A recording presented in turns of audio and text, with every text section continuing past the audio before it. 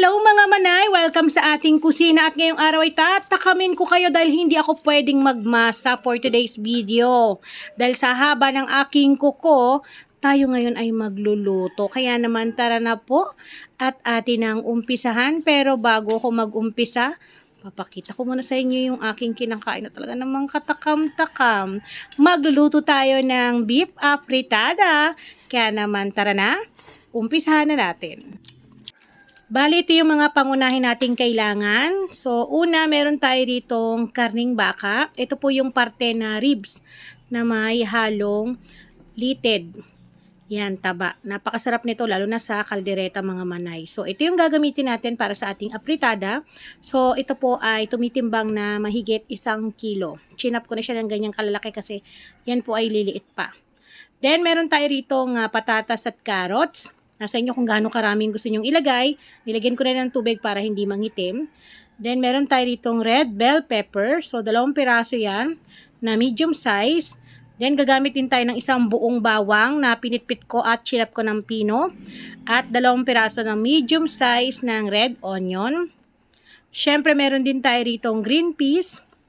Ayan, ito po ay frozen. Pwede rin kayong gumamit ng mga nasa lata.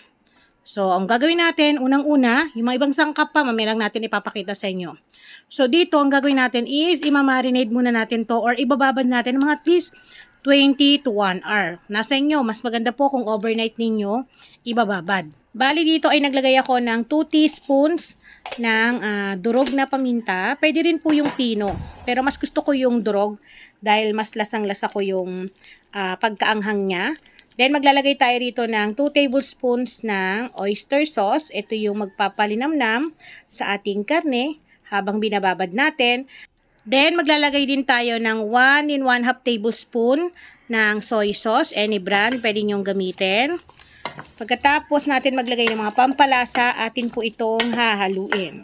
So, mas maganda talaga nilalamas or minamassage gamit ang kamay, pero hindi ko magawa ngayon dahil yung aking kuko ay nag-iinarte. Ang hirap pala na may ganito mga manay. Nagsisisi ako. Huwag mo palang ipilit pag gusto mong maging syala-syala. Grabe ang hirap ng ganito. So ayan, habang hinahalo ko to, gusto ko munang i-shout out yung mga na-meet ko po sa Cake Artist and Baker Network Philippines. Maraming salamat po sa inyo. So, hindi ko na kayo mapangalanan. So, ayan, tapos na tayo. Ibababad natin to ng mga 20 to 30 minutes. Then, makalipas po yung ilang minuto nating pagbababad. So, unahin na muna natin. Tayo ay magpa-fry ng ating gulay. So, yung carrots at patatas ay ipapry po natin. Naglagay ako ng mantika. So, sa patatas at carrots, mga manay, nasa inyo kung gaano karaming gusto nyong ilagay na gulay. Pero dahil sobrang mahal ng gulay ngayon, ang sakit sa dibdib. Yung hindi ka hina-high blood sa karne, ha-high blood din ka sa gulay. Grabe ang taas ha. Yung sobrang mahal na ng bilihin, tayo na lang ang hindi minamahal. Charot. So ayan, lulutuin lang natin to sa katamtamang apoy. Then makalipas yung ilang minuto, so hindi naman natin to kailangan totally na yung lumambot siya rito. Kailangan lang magkameron siya ng ganitong kulay. Ayan, yung nagkakameron na siya ng marka ng pagka golden brown. So, dito, hahanguin na natin ito sa ating pinaglulutuan. Ililipat na natin sa tasa, dun sa kanyang pinaglagyan kanina. Nako, mga mana, ihanda ang maraming kanin, tapos kanin lamig. Masarap ipares dito. Ingatan rin po yung pagkuha ng gulay. Baka matalsikan kayo sigurado. Hindi kayo sasantuhin ito. Ayan, dahil tapos na tayo rito, yung mantika na yan, huwag nyo na pong tatanggalin. So, isa-set aside ko muna to. Then, dito na natin isi-sear yung ating beef na minarinade. O, diba? Ang lalaki niya mga manay, pero liliit pa po yan mamaya. So, dahan-dahan natin ilagay. Then, katamtaman lang po yung apoy niya. So, ang kailangan natin makuha dyan is mag-golden brown yung magkabilang side. Nakatulong din to para hindi malansak yung karne. Then, marami nagtatanong, manay, ano bang pinagkaibahan ng apritada, sa mechado, sa kaldereta? Sa totoo, para sa akin po na matakaw kumain, hindi ko na po malaman kung ano yung pinagkaiba. Kasi para sa akin, pare-parehas po silang masasarap. So, hayaan lang natin yan ng ilang minuto. Mamaya ko na sasagutin yung mga katanungan nyo, mga manay, ha. Balikan natin yan mamaya. At eto na nga, makalipas ang 3 minutes.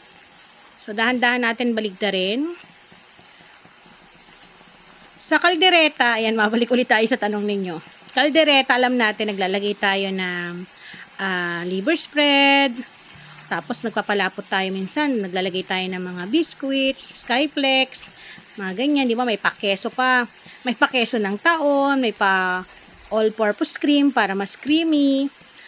Then, sa mechado, tama ba? Or nagkabaligtad itong apritada. May pakalamansi, may pababad ng kalamansi. Pero kung titignan mo, pare-paras lang may sauce, di ba? So, kayo na po bahalang humusga, mga manay. Kasi kahit ako nalilito na dahil sa sobrang dami ko nang niluluto, at talaga namang para sa akin, masarap lahat. Kaya wala na akong pipiliin. Siguro, kahit ako rin nalito mga manay kasi pare-paras may tomato sauce. So, ayan na mga manay, nakita nyo na golden brown na po lahat. Ayan, niliwanagan ko kasi medyo dumidilim yung ating camera. So, pag ganito na yung kulay niya, halu-haluin ko lang, isi-set aside ko to kasi magigisa na tayo dito ng ating bawang at sibuyas.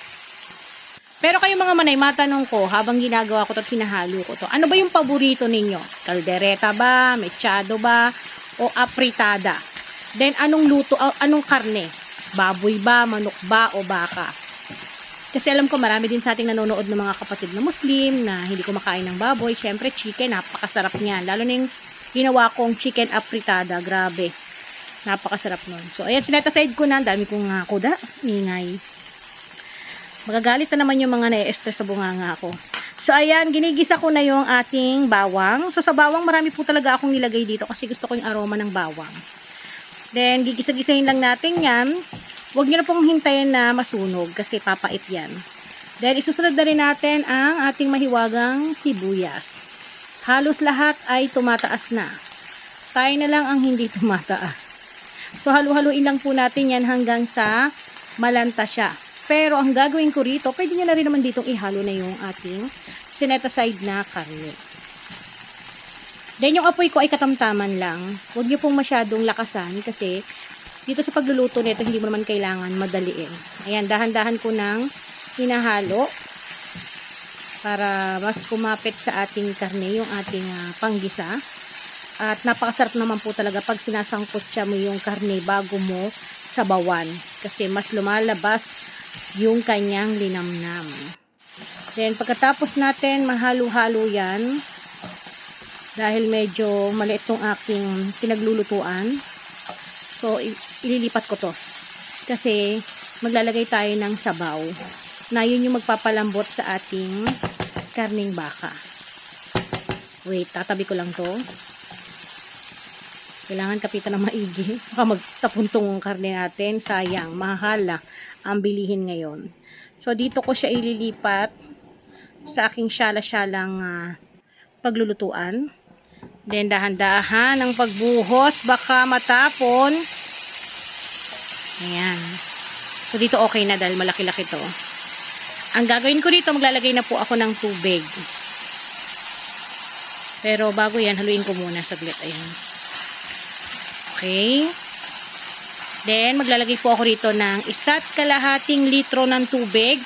Tapos, kayo na lang po yung magdagdag kapag tingin nyo po ay kulang pa sa pagpapalambot yung inyong karne. Kasi iba-iba naman po talaga yung nabibili natin sa palengke, di ba? Merong matagal mapalambot. Hindi natin alam kung inahin na ba na kinata yun, kaya matagal lumambot. Kaya dagdagan nyo na lang po kapag kulang pa at dagdagan na lang din sa pagkakaluto. So, takpan natin yan. Hayaan natin ng ilang minuto. Then, after 25 minutes, i-check natin. Ang bigat nitong takip nito, mga manay. Grabe. Pag napatakan ka ng takip nitong pinaglulutuan ko, sigurado, lahat na yata mababanggit mo. So, hinalo-halo ko lang. So, dito po maglalagay na ako ng ating mga pampalasa. Meron tayo ditong tomato sauce na 250 ml. Mas gusto ko rito yung tomatoes na fresh. Yung slice na lang natin. Yung hinog na po, yun ang maganda. Kaso dahil mahal din ang kamatis, eto na lang. Then, naglagay ako ng 2 tablespoons ng oyster sauce. Nag-add ako. Ayan. Or pwede kayong gumamit ng mga liquid seasoning o mga pampalasa granules na gusto nyo. So, kayo po yung masusunod sa mga pampalasa. Bali, itong aking tinuturo sa inyo ay guide lang para naman po may idea kayo kung paano lutuin to. Tapos, balikan nyo po ako kung ano yung resulta sa inyong niluto. So, hinahalo-halo lang natin yan. Then, mag-a-add na lang ako ng tubig kapag tingin ko pa ay kulang pa sa pagpapalambot. So, once na mahalo na natin, ako lang pala naghahalo dito. Tatakpan ko ulit, then balikan natin pagkalipas ng ilang minuto. Then, after ng ilang minuto, i-check ulit natin mga manay. Wow! Kita nyo, napakaganda ng kulay. As in, yung kulay pa lang niya talaga namang nakakatakam. Tapos, yung amoy, ang bango-bango. Then, yung ating karne ay nasa 80% na ng lambot. Pero, hindi pa to totally luto. Kaya dito ay hinahalo-halo ko lang. So, hindi po ako naglagay dito ng asin, patis, kasi yung ating mga seasoning na nilagay, yung ating oyster sauce, at yung soy sauce, ayun na po yung magpapalasa sa kanya. Ayaw ko naman ng sobrang alat. Then, ilalagay na natin dito yung mga gulay na pinrito natin kanina, pati yung ating green peas.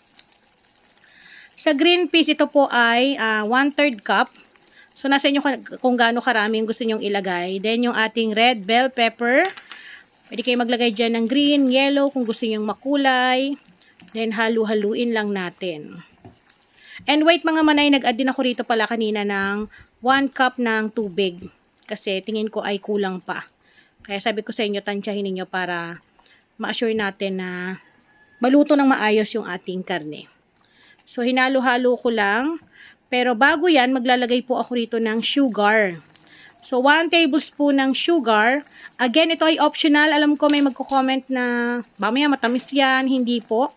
Kasi dahil hindi gumagamit ng mga MSG, etong sugar siya yung maglalabas ng flavor ng ating meat na mas magbabalance. Hindi siya yung nakakaumay.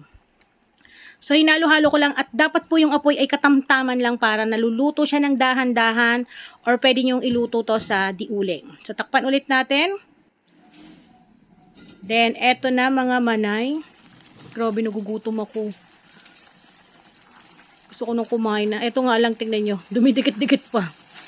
So, ganito yung gusto ko. Yung malapot na malapot yung kanyang sauce. Eto nga lang. Kailangan natin haluin. Ayan, i-check nyo rin dahil may tendency na kumapit. Pero ito yung pinakamasarap, yung sarsa neto, yung ganito kalapot. Ang sarap magkamay. So, halu-haluin ko lang muna. Wait lang, tanggal-tanggalin ko dahil dumikit. Marami na pong makakakain dito dahil yung sarsa pa lang neto mga manay, sinasabi ko sa inyo. Uubos to ng 2 cups ng rice. Panigurado yan. So, dahil okay na to, wow. Grabe yung sarsa natin. Kita nyo? Napakalapot, pero kung gusto nyo ng mas masarsa, add na lang po kayo ng tubig. Pero para sa akin kasi, ayoko nang lumalango yung apritada natin kasi baka may maging sinigang. So, papakita ko sa inyo kung gaano kalapot yung kanyang sarsa. Ayan, saktong-sakto lang. Then, yung ating meat, yung ating beef, ay luto na. Kaya naman pwedeng-pwede na tayong kumain. Luto na po ang ating beef apritada. O, diba? Napakadali lang sundan, pero mahaba nga lang yung oras ng proseso niya. Kasi baka yung ating ginamit. Pero kapag chicken, pork, mabilis lang itong lutuin. Kaya kung meron kayong pressure cooker, mag-pressure cooker po kayo para hindi kayo matagalan. Dahil alam natin kapag baka, talaga namang uubos ng oras mo yan. So, bali dito umubos to ng 1 oras mahigit yung pagluluto ko rito. Pero worth it naman. Dahil kita nyo naman, sarsa pa lang. Nakakapaglaway na. Mapapalunok ka na lang talaga. So, pwede ko nang patayin yung ating kalan at ready nang iserve ang ating beef apritada. Kaya naman sa ating mga viewers na nanonood dyan at natatakam, sandok na po ng kanin at tara, tayo po ay kumain. Napakasarap nga naman itong kainin habang meron kang katabi tapos malakas ang ulan, char. So tara na po, kain na po tayo. Ang dami kong arte. So pasintabi na po sa aking kuko. Alam ko marami magko-comment dyan. Nagkamay ka man. Ay, sa nga ba ng kuko mo? Gusto ko siyang bunutin pero hindi po siya matanggal dahil extension siya.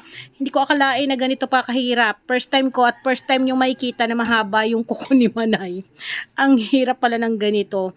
Pero dahil dito na to, wala na tayong magagawa kundi kailangan kaya natin pangatawanan. O ayan, 'di ba? Parang puto lang sinasausaw sa sarsa. Unang kain sa inyo agad 'yan.